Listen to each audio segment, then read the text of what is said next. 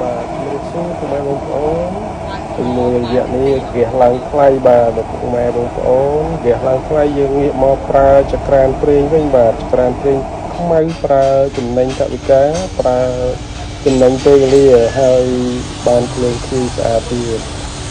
នេះគឺប្រភេទចក្រានที่យើងធ្វើសម្រាប់ម៉ូយបាទគឺយើងធ្វើនៅរយៈនេះគឺធ្វើអត់ទាន់នេះគឺប្រភេទចក្រានប្រេងនេះបាទនេះគឺយើងត្រៀមឲ្យម៉ូយគ្រប់គ្នាបាទហើយរយៈនេះគឺហ្គាសឡើងថ្លៃខ្លាំងបាទអត់មានហ្គាសចូលទៀតចឹងមកពុកម៉ែបងប្អូនចង់ប្រើប្រភេទចក្រានប្រេងអាចចាក់ចូលមកខាងយើងបានតែសូមរងចាំបន្តិចបាទដោយសារផ្ទះយើងធ្វើអត់ទាន់បាទធ្វើអត់ទាន់បុកមកច្រើនពេកបាទមានគ្រប់ຂະຫນាតគ្រប់ទំហំមានគ្រប់លេខគ្រប់ຂະຫນាតបាទបងប្អូនមានតម្រូវការអាចដាក់ការកម្ងបាន